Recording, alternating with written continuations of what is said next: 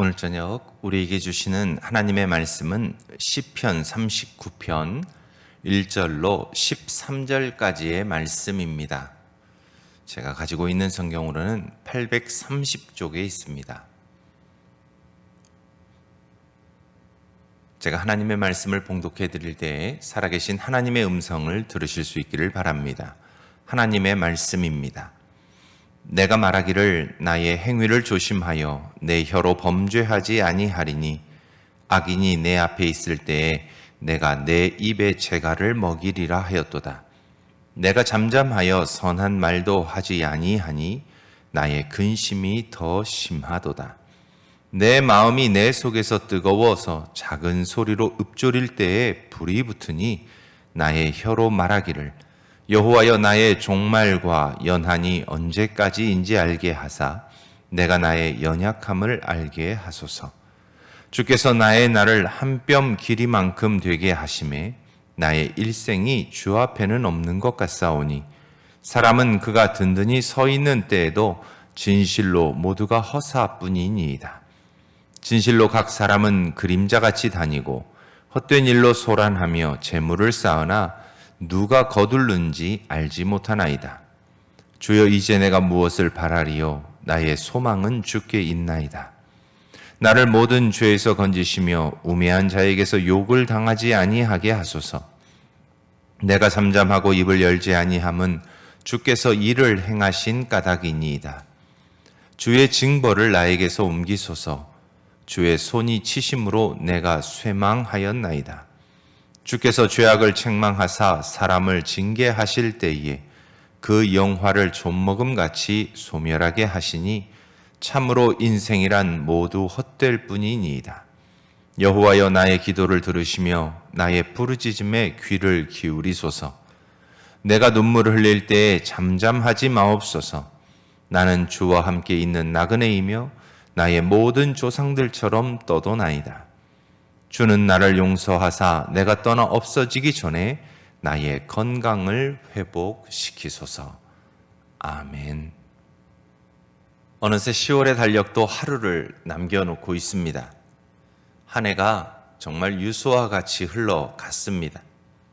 코로나19로 긴장하고 걱정하면서 시간의 흐름조차도 잊고 살았던 것 같습니다.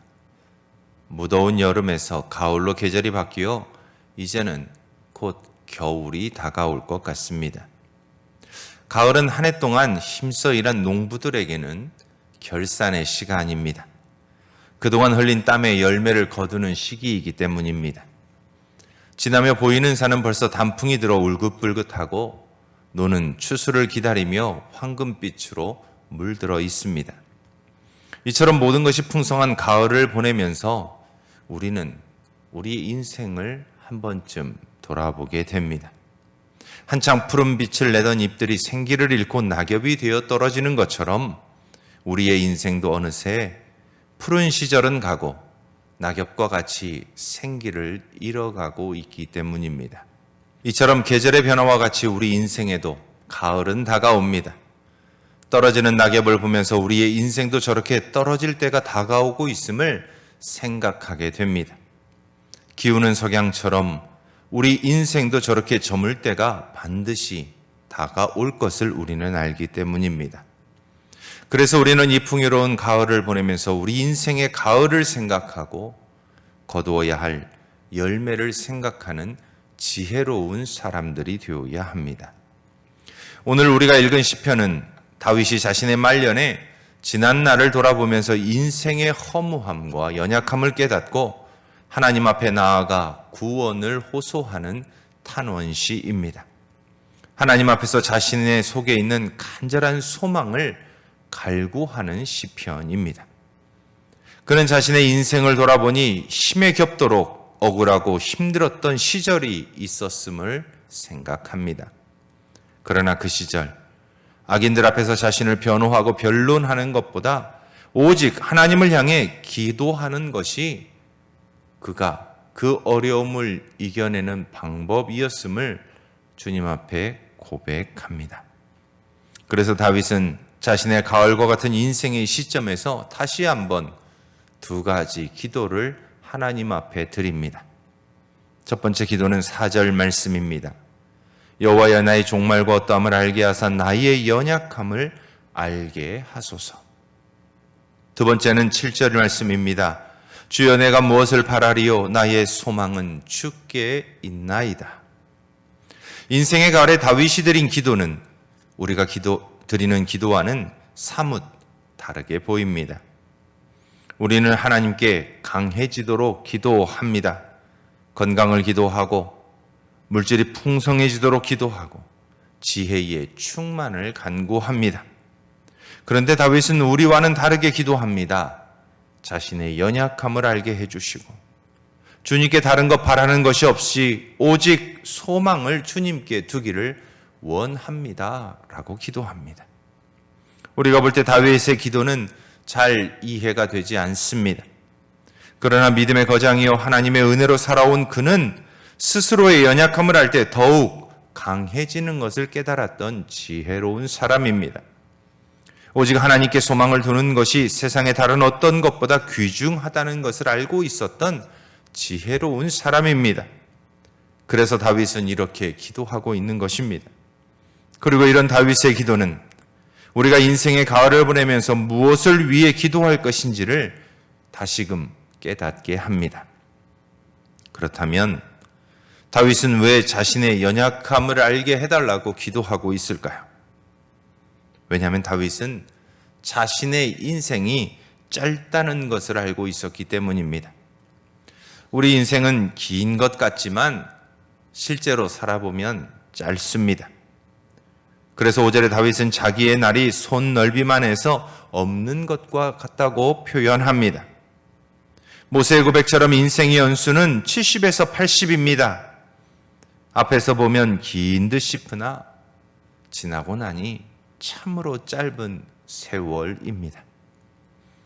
벌써 금년도 10개월이 지나가 버렸습니다. 물 흐르듯 바람 불듯 시간은 빠르게 흘러갔습니다. 그래서 바이런이란 시인은 인생은 텅 빈 거품, 만추의 낙엽, 꽃과 열매는 떨어지고 벌레 먹어 낡음만 남은 비애라고 노래합니다. 우리가 대모노라고 부르는 셰익스피어는 인생은 걸어가는 그림자와 같고 초라한 배우로 의시되며 무대 위에 나타났다가 그 후에는 영영 소식 없이 사라지는 배우와 같다고 표현합니다. 지금은 하나님의 부름을 받았지만 위대한 전도자였던 빌리 그레암 목사는 인생의 시간들을 그래서 이렇게 구분합니다. 사람은 세상에 태어나 부모 밑에 있는 시간이 15년이고 그 중에 20년은 잠으로 소일하고 5년은 늙어 무능하여 일 못하고 15년은 먹고 쉬고 즐기면서 보내고 겨우 15년만 사람 구실을 한다. 그런데 요즘은 TV 때문에 7년에서 8년을 빼앗긴다. 결국 우리 인간은 5년에서 8년만 사람 구실을 할 뿐이다. 빌리 그레암 목사의 구분처럼 우리의 시간은 긴 것 같지만 사실은 우리가 사람답게 살아갈 수 있는 시간은 그리 많지 않습니다. 그래서 우리의 인생은 사실 별게 아닙니다. 뜨는지 모르게 져버리는 태양과도 같습니다. 그러므로 우리는 내 인생이 지극히 짧다는 것을 인식하며 살아야 합니다. 지식도 명예도 권세도 우리 인생의 무상함을 막을 수 없습니다. 인생의 덧없음을 깨달을 때 사람들이 인생을 살아가는 보편적인 두 가지 방법이 있습니다. 첫째는 늙기 전에 먹고 즐기자 하는 부류가 있습니다. 하루살이 같은 인생입니다. 두 번째는 겸손함으로 어떻게 살까를 고민하며 생각하고 사는 사람입니다. 다윗이 그러했습니다. 자신의 짧은 인생을 바라보면서 그는 오직 하나님께만 소망을 두게 해달라고 기도합니다. 이처럼 우리도 짧은 우리의 인생을 하나님이 원하시는 방향으로 살도록 결단해야 합니다.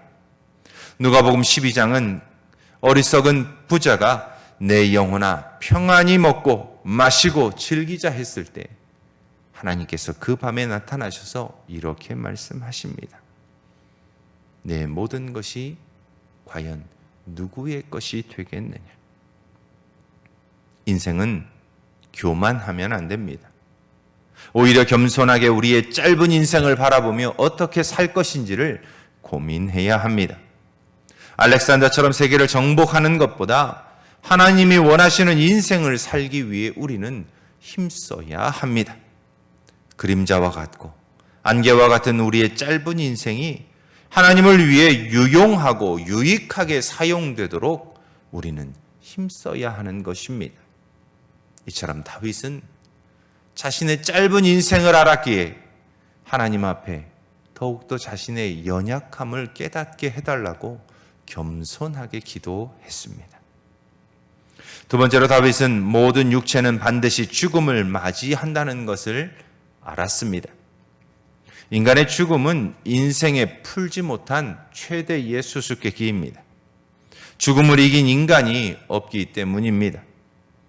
그래서 존 매사추 대학의 교수였던 밀텐 메이어는 오늘의 위대한 사상이라는 책에서 죽음에 대해 다음과 같이 고백합니다. 죽음에 대해 나는 아무것도 말하지 못한다. 죽음에 대하여 나는 아무것도 생각할 수 없다. 죽음이 무엇인지 나는 모르기 때문이다. 그렇습니다. 사실 인간은 죽음을 두려워하지만 죽음에 대해 알지 못합니다. 왜냐하면 죽음은 인간의 범죄와 함께 시작되어 지금까지 계속되어 오고 있는 하나님의 심판의 결과물이기 때문입니다.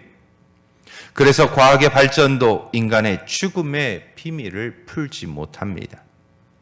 과거나 현재나 미래나 사람들은 동일하게 죽음으로 하나님의 심판을 맞이하고 있기 때문입니다. 거지 나사로도 죽었습니다.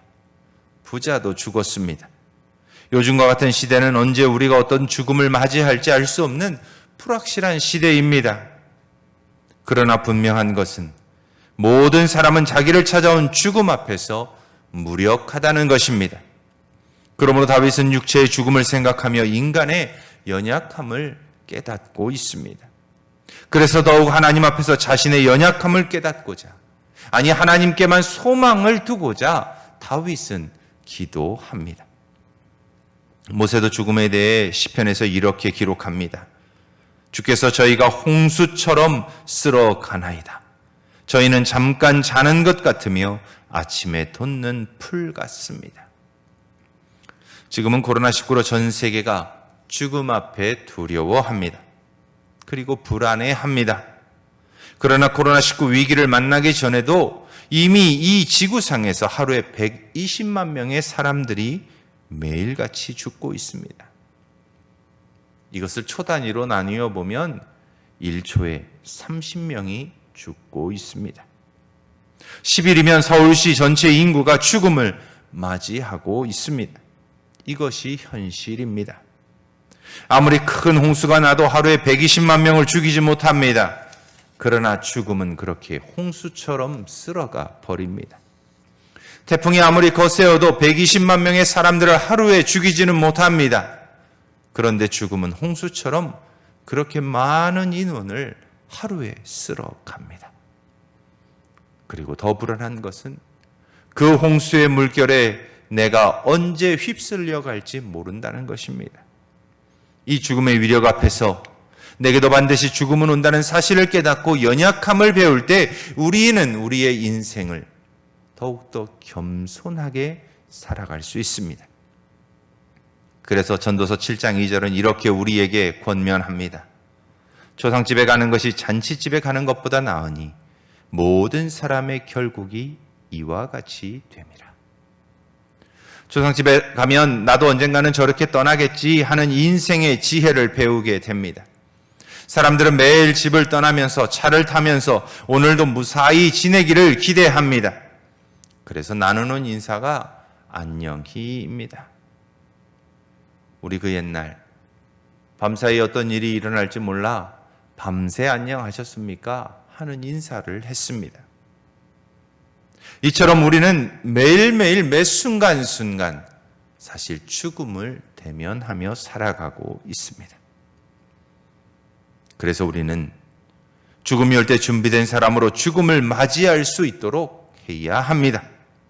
그래서 우리의 기도 안에 하나님이 오늘 나를 부르신다면 내가 어떻게 주님 앞에 갈 것인가를 위해 고민하고 기도해야 합니다. 무사하기만을 바라지 말고 언제까지 피할 수만 없는 죽음이라면 우리는 철저하게 준비하고 맞아야 하는 것입니다. 예수 그리스도를 믿는 사람이나 그렇지 않은 사람이나 모두가 다 죽음을 맞이합니다.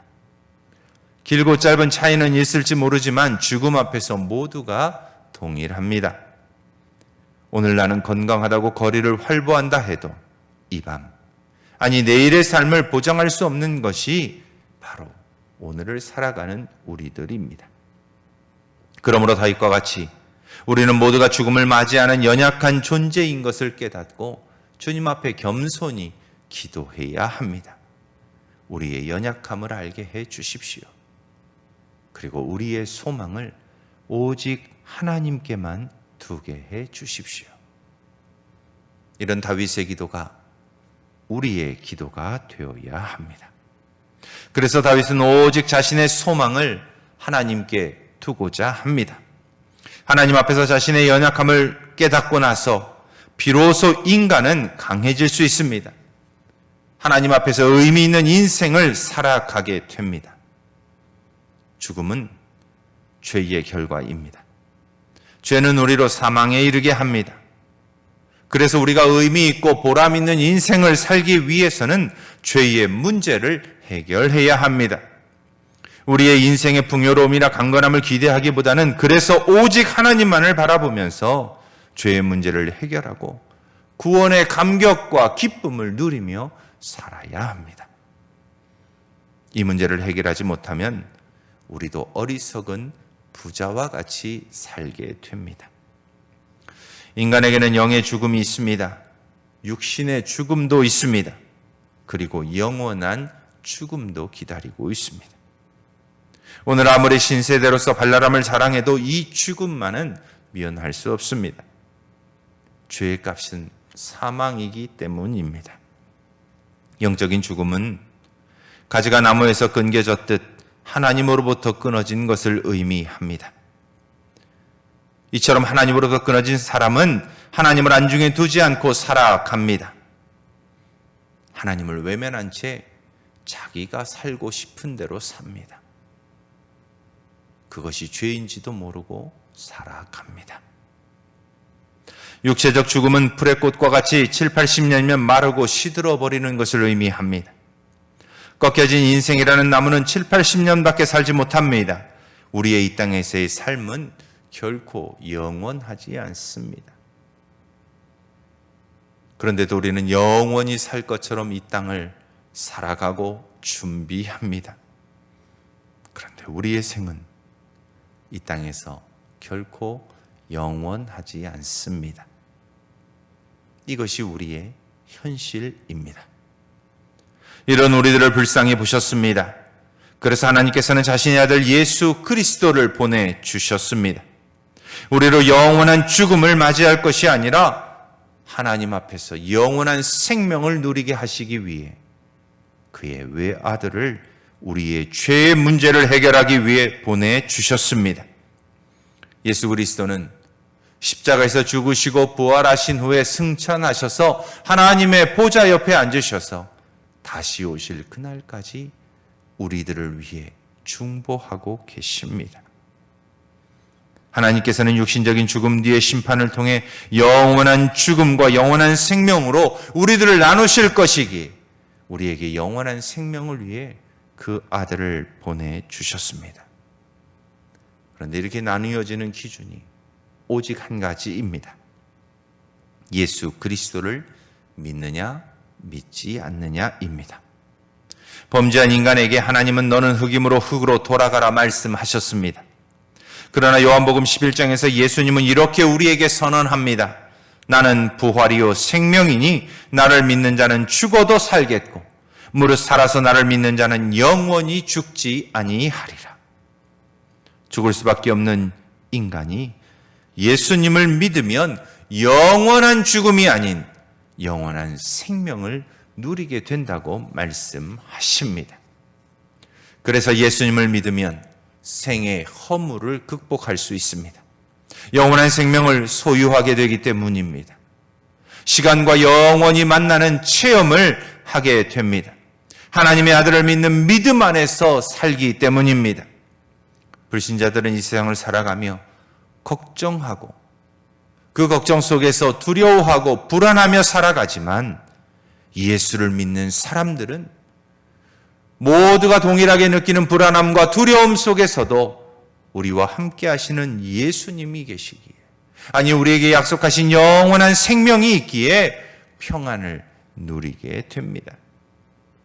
또한 예수를 믿는 사람들은 우리 인생의 짧은 순간을 기억하며 순간순간을 보람있게 살고자 힘씁니다. 그래서 예수 그리스도를 위해 죽는 사람들이 됩니다. 그래서 인생의 허무와 고통을 극복합니다. 죽음의 공포에서 벗어납니다. 영생 얻을 준비를 하게 됩니다. 하나님 나라를 맞을 준비를 하며 살아갑니다. 그러면 잠을 자다 죽어도 하나님 나라입니다. 좋은 옷을 다시는 못 입어도 천국이 됩니다. 병원에 가보면 갖가지 병에 걸린 사람들이 다 있습니다. 사실 건강하다는 것이 기적입니다. 주님이 우리와 함께 하시기 때문입니다. 그러나 질병에 대한 걱정과 공포가 사라지는 것은 아닙니다. 그런데 예수를 믿으면 죽음 직전에서도 살아나는 희망이 있습니다. 그래서 바울은 이렇게 고백합니다. 내가 그리스도와 함께 십자가에 못 박혔나니 그런즉 이제는 내가 산 것이 아니요 오직 내 안에 그리스도께서 사신 것이라. 이제 내가 사는 것은 나를 사랑하사 나를 위하여 자기 몸을 버리신 하나님의 아들을 믿는 믿음 안에서 사는 것이라. 예수 그리스도만이 향락하던 나의 인생을 새 삶이 되게 하고 의미 있는 삶이 되게 합니다. 예수 그리스도 안에서만 우리는 죽음의 공포를 벗어나고 인생의 허물을 극복하게 됩니다. 세상에서 아무리 제멋대로 살던 사람도 예수를 만나면 180도 그의 인생이 바뀌게 됩니다. 바울의 고백처럼 우리가 살아도 주를 위해 살고 죽어도 주를 위해 죽나니 그러므로 죽으나 사나 우리가 주의 것이다 라는 고백이 곧 우리의 고백이 됩니다. 그러므로 우리의 소망은 다윗과 같이 오직 하나님께 두어야 합니다. 하나님께서 약속하신 영원한 생명을 바라보며 우리의 연약함을 기억하고 하나님께만 소망을 둘 수 있는 믿음의 사람들이 되어야 합니다. 다윗의 고백인 주여 내가 무엇을 바라리요? 나의 소망은 주께 있나이다 라는 이 고백이 우리의 고백이 되기를 축원합니다. 하나님 앞에서 우리의 연약함을 깨닫고 언제나 하나님께만 소망을 두면서 하나님을 위해 의미 있는 인생의 남은 계절을 보내시는 성도님들이 다 되시길 주님의 이름으로 축원합니다. 함께 기도하겠습니다. 하나님 감사합니다. 참으로 짧은 우리의 인생 가운데 우리로 지혜 있게 하셔서 우리의 짧은 인생을 깨닫게 하시고 죽음을 대면할 수밖에 없는 불쌍한 존재인 것도 깨닫게 하셔서 오직 그 죽음의 공포와 두려움을 이길 수 있도록 도우시는 예수 그리스도를 믿는 믿음 안에서 우리의 남은 인생이 의미 있고 하나님을 위해 쓰임받는 복된 인생 다 되게 하여 주옵소서. 오늘도 우리와 함께 하시며 우리로 영원한 소망을 갖게 하시는 예수님의 이름으로 기도드립니다. 아멘.